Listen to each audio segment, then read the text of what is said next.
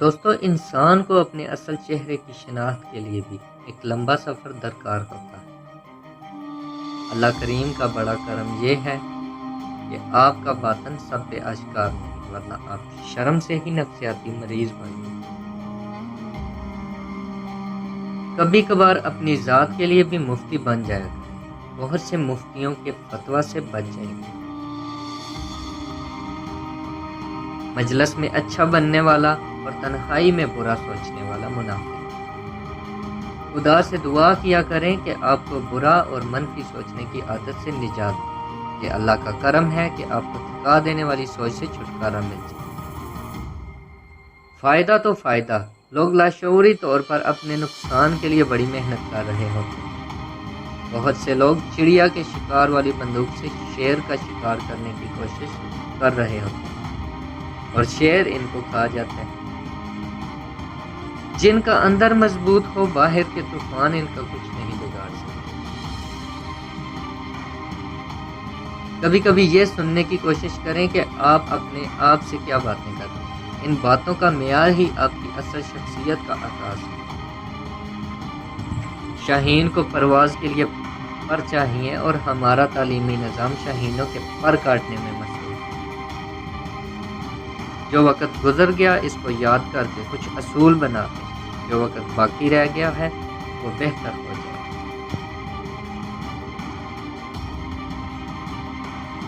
شوق کے راستے میں رات اور دن گزرنے کا احساس ختم ہو جاتا ہے۔ شوق وقت کی قید سے آزاد کرنے والی بہت بڑی طاقت ہے۔ اب کمانے کے بجائے اگر جیب سے لگانے لگ گئے ہیں تو یہ شوق کا راستہ ہے۔ اس راستے میں تقسیم کرنے والا سرفراز ہوتا ہے اور جمع کرنے والا محروم۔ جو آپ کے آنسوؤں کی قدر نہیں جانتا، اس کے لیے رونا چھوڑ دیں۔ سخاوت اس یقین کا نام ہے کہ جس نے مجھے نوازا ہے، اگر میں اس کی نوازشات کو تقسیم بھی کر دوں وہ مجھے دوبارہ نواز دے گا۔ کائنات کے سب سے بڑے صحیح پر یقین آپ کو صحیح بنا دیتا ہے۔ اس درخت کو کبھی مت کاٹیں جس سے لوگ چھاؤں لے رہے ہیں۔ غربت ختم ہو جائے لیکن مگر احساس غربت ختم نہ ہو تو یہ علامت ہے کہ آپ ڈیولپ نہیں ہوئے۔ رکاوٹ نہ بننے والے کو رکاوٹوں کا سامنا کم ہی کرنا پڑتا ہے، اور اگر کبھی کرنا پڑ بھی جائے تو رکاوٹیں اس کی عظمت کا ذریعہ ہی بنتی ہیں۔ آپ کا رجحان بدل جائے تو آپ کی قسمت بدل جاتی ہے۔ بزرگ رجحان اور سوچ بدلنے کے ایکسپرٹ ہوتے ہیں، اور یہی تبدیلی نصیب پر گہرے نقوش چھوڑ جاتی ہے اور ہم کہنے پہ مجبور ہوتے ہیں۔ نگاہ مرد مومن سے بدل جاتی ہیں تقدیریں۔ کبھی سوچیں چلے کہاں سے تھے اور پہنچ کہاں گئے، پھر شکر ادا کریں۔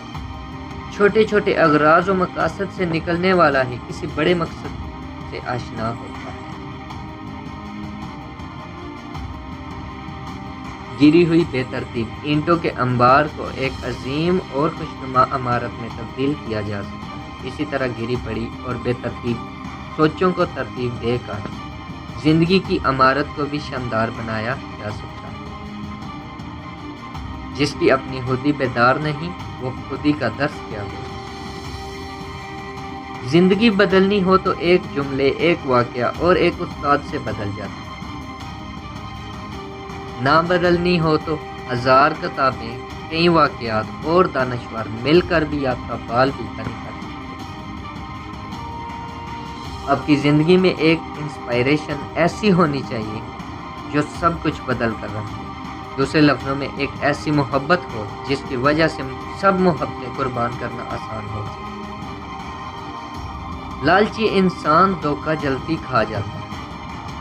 اگر آپ کو ٹیم بنانی آتی ہے تو آپ ایک فرد ہو کر بھی ادارے کے برابر کام کر سکتے ہیں۔ شہرت نہیں، اچھی شہرت بہت بڑی طاقت رکھتی ہے۔ مہربانی فرما کر کثرت گناہ اور حسرت گناہ دونوں ترک کر۔ اس انسان کی عزت ضرور کریں جو آپ کے ساتھ بغیر کسی لالچ کے نیکی کر رہا ہو۔ اللہ کریم سے وہ عقل مانگیں جو آپ اور آپ سے وابستہ لوگوں کے کام آ سکے۔ اللہ کا کرم آپ میں چند خوبیاں پیدا کر دیتا ہے، اور وہ خوبیاں مال و عزت، شہرت اور آسانیوں کی شکل میں نظر آنے لگ پڑتی ہیں۔ انسان اپنے اندر کی جنگ لڑ لے تو باہر کی جنگوں کا سامنا کم ہی کرنا پڑتا ہے۔ عظمت کا سفر خود شناسی سے شروع ہوتا ہے، اور اکثر خود شناسی تکلیف اور دکھ کے ایام میں ہوتی ہے۔ دوست کی قدر کرو، اس سے تمہاری قدر و منزلت بڑھ جائے گی۔ اللہ تعالیٰ کا کرم یہ بھی ہوتا ہے کہ آپ کی زندگی میں اچھے بندے شامل ہو جائیں۔ دعا کریں کہ آپ سے کبھی ایسی غلطی سرزد نہ ہو جس کے بعد آپ کی مت ماری جائے۔ ایک اعلیٰ مقصد کی تلاش شروع کریں، ایسا مقصد جو آپ کی شناخت بنے، آپ کو زندہ رکھے، مرنے کے بعد بھی لوگوں کے دلوں میں۔ کردار سے کردار جنم لیتا ہے، اور کردار تبلیغ سے زیادہ طاقتور ہے۔ نوازنے والے کو بھول کر نوازشات کا تذکرہ تکبر ہی تو ہے۔ کسی کی عظمت کا اعتراف اس بات کی علامت ہے کہ آپ کو عظمت کی پہچان ہے۔